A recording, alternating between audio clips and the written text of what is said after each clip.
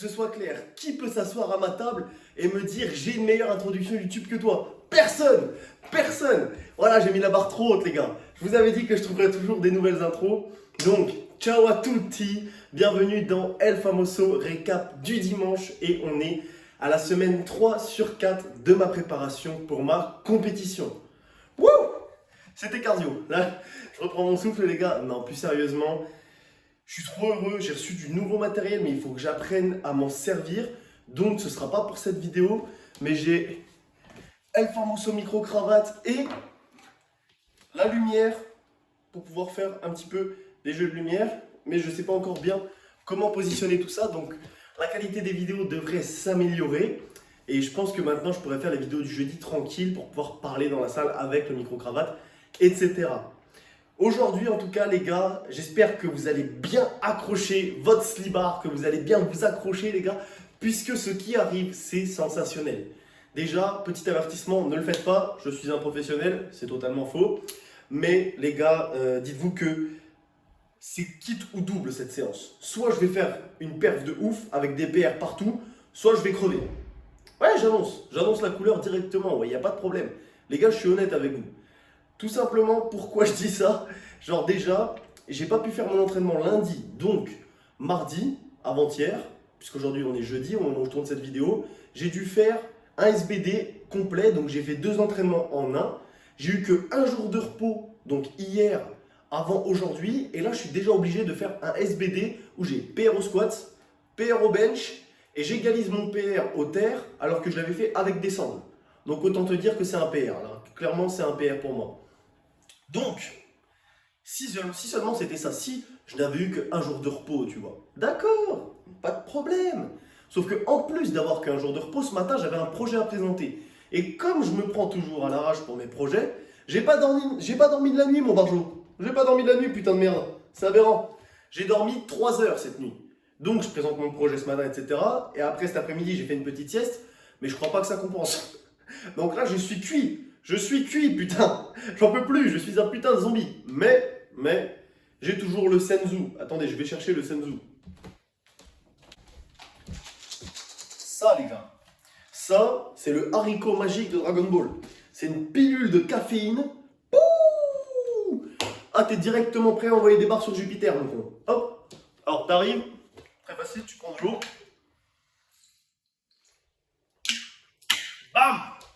Voilà, et là, dans 20 minutes, la caféine, elle monte et t'es prêt à tout éclater. Donc les gars, vous avez compris que j'ai un PR au squat ce soir, qui va être un PR plus 10 kg, un PR plus 1 kg au bench, voilà, on temporise. Mais vous allez voir dans la deuxième partie que j'ai trouvé une nouvelle technique pour pas que mon petit cul se soulève du banc, et ça, c'est magique. Quand j'ai trouvé ça, je me suis dit, what the fuck? Pourquoi je ne l'ai pas fait plus tôt, tu vois? Donc voilà, je vous parlerai de ça dans la deuxième partie. Et j'ai, on va dire, un PR au terre. Donc voilà, PR plus, je sais pas. En vrai, c'est PR moins 0,5, puisque avec les sangles, j'avais fait 253, et là 252,5. Mais ça va être avec mes petits pouces et mon grip d'enfant malade, qui est peut-être en train de devenir un grip d'adolescent malade. Donc c'est plutôt positif, tu vois. Ça va peut-être s'améliorer petit à petit, je serai peut-être un homme un jour. Maintenant les gars, je voulais vous dire merci.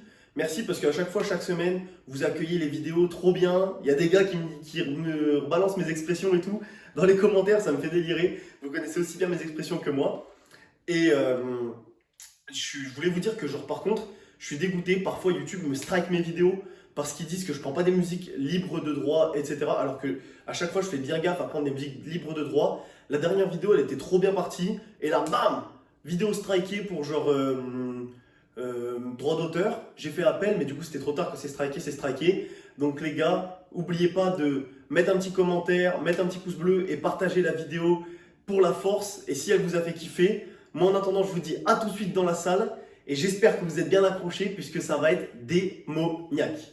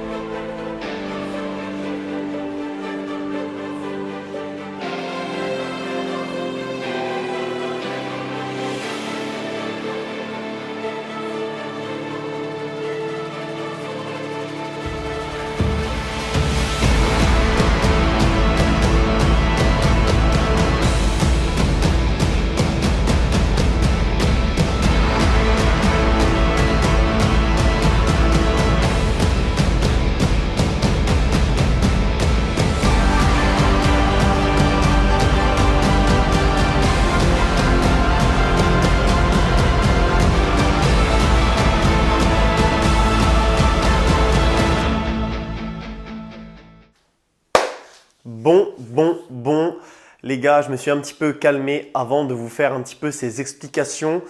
Je pense que là, vous n'allez rien comprendre. Si je ne montre pas ça correctement, vous allez regarder le récap, vous allez dire qu'est-ce qui se passe? Mais qu'est-ce qui se passe? C'est incompréhensible. Donc voilà, je vais vous apporter un petit peu de clarté sur tout ça. Déjà, il faut savoir que voilà, comme moi je vous le disais, mes SBD en principe, c'est le vendredi. Donc le jeudi, pour moi, c'est rendez-vous en terre inconnue. Je ne sais pas ce qui se passe le jeudi à la salle. Je n'ai jamais su. Mais, tu vois, je me suis dit, étant donné que je ne veux pas me faire avoir comme la semaine dernière, je vais venir plus tôt à la salle de manière à avoir bien 4 heures devant moi, arriver à 19 heures, finir à 23 heures, bam, magnifique, je fais ma séance, tout le monde est content. Ah là là là là, quelle erreur, mais quelle erreur! Les gars, pour ceux qui ont regardé le fameux récap de la semaine dernière, qu'est-ce qu'il y a le fucking jeudi? Il y a le fucking cours de crossfit de merde, putain! Oh là là là là, je vais éclater mon cône. J'arrive à la salle à 19 heures, tout content, mentalité shonen, ouverture de la 6e porte, bam, ça va très bien se passer. Et là, qu'est-ce que je vois? Je vois les putains de crossbitters, mon cul là, qui font des arrachés avec 5 kilos de chaque côté. Les gars, je vous aime bien, je sais que c'est un cours découverte. Mais putain, pourquoi vous prenez tous les racks de squat pendant l'heure la plus importante? Merde à la fin. Donc du coup, qu'est-ce que je me dis? Je me dis, je vais aller sur le seul rack à squat disponible de la salle. À ton avis, pourquoi personne n'utilise ce rack? Parce qu'il est sombre, mon ami. Il est sombre. Ah, le truc, même. Mais non, mais il est bancal. Il est bancal, il est tout. Non, il fait peur. Personne n'ose aller dessus, mon gars. Même Rambo ne s'entraînerait pas là-dessus. C'est la jungle. C'est la jungle, mon gars. Personne ne va dessus. Et moi, qu'est-ce que je fais? J'y vais parce que j'ai une séance à faire. Et en plus de ça, j'ai décidé de m'entraîner en cinglé aujourd'hui. Parce que pour ceux qui ne le savent pas, c'est la tenue obligatoire en compétition. Donc je me suis dit, je vais me mettre en condition. Oh putain de merde! Oh, j'ai cru que j'allais caner. Gros, ça là. Ça, c'est les fucking chutes du Niagara. Hein, ça glisse. On a l'impression que tu as un putain de ventre glisse sur ton dos et toi, tu essayes de mettre une barre en équilibre dessus. Oui, très bonne idée, mon con. Très bonne idée. Ça va très bien se passer. Pas du tout. Donc, j'augmente les charges. Déjà, il faut se battre pour avoir des poids. Je ne sais pas pourquoi les gens se réunissent tous à la salle le jeudi soir, mais visiblement, c'est le jour où tout le monde est présent. Moi, je ne le savais pas. Eh bien, je viens de le découvrir.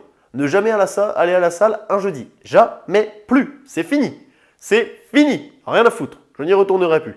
Mon gars, tu es obligé de te battre avec tout le monde pour trouver des poids. Il y en a à gauche, à droite. Merde. J'arrive à trouver des poids tant bien que mal. Et je me dis, j'aimerais bien quand même que El Famoso Récap soit un peu beau et qu'on ne voit pas mon cul quand je squatte. Qu'on me voit un petit peu de face, tu vois. Donc qu'est-ce que je fais, Barjo? As 210 kg. Oh là là là là. Mais la pire erreur. Je déraque la 210 kg et j'avance, tu vois. Plutôt que d'être dos à la caméra, je me suis mis de face, mais ça me force à avancer avec une barre de 210 kg sur le dos. Très bonne idée, mon con. Très bonne idée, encore une fois. Donc je fais ça et là je sens que la 210 kg est dure. C'est très dur et je parle toujours de la barre. Donc je me dis, je vais peut-être attendre que le cours de CrossFit se termine et ensuite je vais pouvoir aller faire mon squat dans mon coin préféré, comme toutes les semaines. Donc le cours de CrossFit se termine un quart d'heure en retard déjà, donc j'avais bien le seum. Et là je me dis, oui, cool, c'est le moment, je vais aller réserver mon rack. Oh putain de merde! Et là mon gars, t'as tous ceux qui attendaient pour faire du squat depuis 1 heure comme moi, ils ont couru sur les racks à squat comme des diabétiques sur des gâteaux énervés. Oh putain de merde! Ah, t'avais l'impression que c'était des bonbons les racks à squat. Ah bah les diabétiques là mon gars, ils n'ont pas attendu une seconde de plus. Hein. Donc, j'ai le seum, puisque je pourrais pas faire de squat à mon endroit préféré. Et j'ai doublement le seum, parce qu'à ton avis, combien ils mettaient de poids de chaque côté de la barre? Ils mettaient 5 fucking kilos de chaque côté de la barre. Ça fait des squats à 30 kilos. Alors je veux bien qu'il faut commencer quelque part. Mais ne prends pas un rack pour 30 kilos. Je serai ton rack. Mademoiselle, je te porte la barre, je la mets sur ton dos. Trouvons un arrangement, mais s'il te plaît, laisse-moi le rack pour mettre mes 226 kilos, putain de merde. Putain! Donc du coup, je suis quand même allé voir la nana, je lui ai dit, écoute, tu sais, t'es à mon coin préféré, je peux être ton rack à squat. Elle m'a dit, d'accord, sois mon rack à squat. Donc, maintenant, mission, transporter tous les poids. Et oui, parce que mon gars, si jamais tu gardes pas les poids, je peux te dire que les mecs, ils vont te les voler sans vergogne. Hein. Ah, c'est la jungle. Hein. Le jeudi, c'est la putain de jungle. Hein, parce qu'en fait, j'ai l'impression que tout le monde se rejoint là. Comme ça, ils font un petit pump et après, ils vont en boîte de nuit. Putain, laissez la salle aux gens motivés là. Merde à la fin. Non, je déconne, hein, tout le monde a le droit de s'entraîner les gars. Tout le monde a le droit de s'entraîner. Mais je suis dégoûté. Donc, je suis dans la salle, tu vois, en train de travailler mes petits poids comme ça, mes 226 kilos de gauche à droite. Ah mon gars, je faisais des 100 mètres soulevés de poids là. Qu'est-ce que c'est que ce beans? Donc, je recharge mes poids, sauf qu'en attendant, depuis mes 210 kilos, il s'est passé une demi-heure. Donc, je suis plus prêt pour mon 226. Donc, je me réchauffe.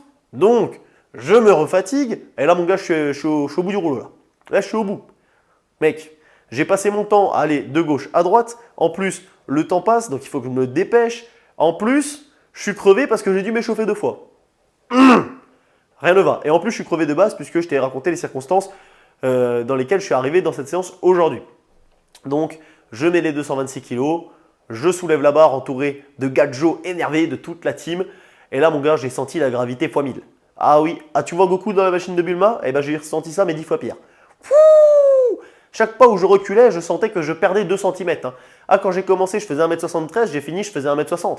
Ah, mais clairement, mon ami, ah oui, la barre m'a littéralement atomisé, elle m'a compressé, tel un fichier JPEG. Gros, j'arrive, je fais mes pas, et là tu sens que je suis fébrile quand même sur la vidéo, et en plus j'ai une amie à moi qui fait comme ça. Et dans ma tête, j'étais en mode, t'as raison, oui, c'est bancal, tu vois. Je descends, et là j'étais tellement pas dans la mentalité de réussir dans l'esprit shonen, tu vois. Quand je suis arrivé en bas, je me suis dit, ça ne va jamais remonter. Ça ne va jamais remonter. Ah, je n'y croyais pas du tout. Et là, qu'est-ce qui se passe? Tu vois que mon cul se lève en premier. Donc, je suis littéralement obligé de faire un good morning pour remonter la barre. La barre qui commence à glisser et à remonter sur ma nuque. Et là, j'entends tous mes potes qui gueulent. Ah, allez, vas-y et tout. J'ai pas eu le choix. J'ai pas eu le choix. Je pense qu'à ce moment-là, il y a Zeus himself. Il m'a regardé, il m'a dit, toi, mon con, tu vas en chier, mais tu vas la remonter. Même s'il faut que tes vertèbres finissent sur Jupiter, tu vas la remonter, cette putain de barre. Donc du coup, j'ai réussi à good morning une barre de 226 kg. Ça ne mérite même pas de s'appeler un squat, mais j'ai fait un PRO squat quand même. Donc voilà. Après ça, tu vois, je me dis, écoute, tu t'es flingué. Le PR est passé parce que Zeus, il a dit qu'il serait gentil cette fois, mais c'est la dernière fois où il va être gentil. Donc ne fais pas le con, redescends en barre haute et fais des petites répétitions pour chauffer un peu les quadriceps. Et là, je le fais. Je fais des petites répétitions, des séries à 140 kg. Et tout se passe bien, je m'écoute. J'écoute le petit ange sur mon épaule gauche. Et là, je ne sais pas ce qui se passe, mon gars. Je ne sais pas ce qui se passe. Mais d'un seul coup, le démon sur mon épaule droite commence à dire « Frérot, tu sais, t'avais dit qu'aujourd'hui tu ferais 3 reps à 211 kg, il faudrait peut-être les faire. » Oh là là là là là là, mais qu'est-ce que c'est que ce bordel? Pourquoi je l'ai écouté, ce con? Jamais écouté le petit diable sur ton épaule.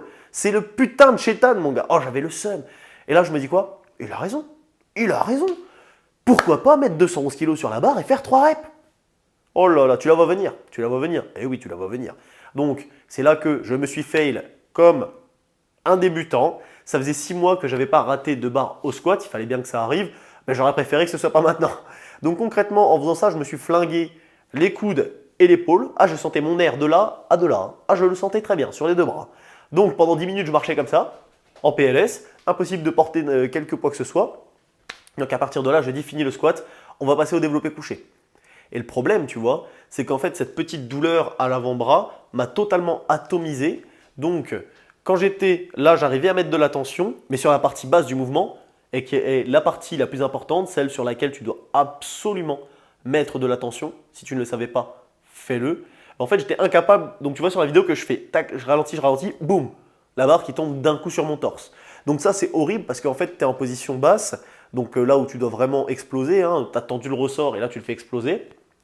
Tu es en position basse et tes muscles du dos ne sont pas bien contractés, etc. Tu n'as pas de tension, donc c'est impossible à monter. Mais j'ai quand même fait 145, après je me suis dit c'est mort. Ne fais pas de PR, ça ne va pas passer, tu vas t'atomiser encore plus parce que tu vas vouloir bien contracter alors que tu n'es pas en mesure de le faire. Donc j'abandonne le bench et je me dis, pourquoi pas faire du terre? Faisons PR au terre à ce moment-là. Mon esprit est atomisé, mon dos est atomisé, mes avant-bras sont atomisés puisque je me suis flingué au squat, donc je n'ai aucune préhension. Les étoiles sont alignées pour que je ne réussisse pas mon PR au terre. Et pourtant, je me dis, t'inquiète, ça va bien se passer, éternel optimiste que je suis.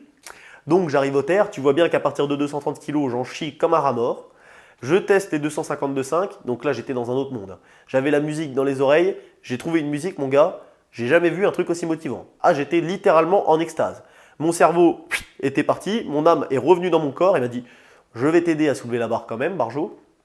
Donc elle vient, je me suis dit « Imagine que là, tu joues la qualif championnat de France et c'est cette barre que tu dois faire et c'est l'ultime barre, celle de la victoire, c'est maintenant ou jamais ». Et donc là, tu vois, je suis fou. Je me dis, allez, imagine que je sais pas, il y a ton daron qui est là, qui est venu te voir, il y a ton père qui te regarde, il y a tes amis qui sont venus, tu es à la compétition, c'est le moment, c'est maintenant ou jamais. Mais bon, ça n'a pas marché. Et malheureusement, on ne peut pas non plus faire de la magie à chaque fois. Ça n'est pas passé pour cette fois. Si c'était passé, j'aurais fait plus de 620, donc j'aurais eu les minima France. Hein. Donc ça aurait été littéralement titanesque dans ces conditions d'être capable de faire les minima. Malheureusement, ça n'a pas été le cas. Maintenant, pourquoi, selon moi, ça a été productif, ça a été positif et qu'est-ce qu'on peut en retirer, qu'est-ce que vous pouvez en retirer?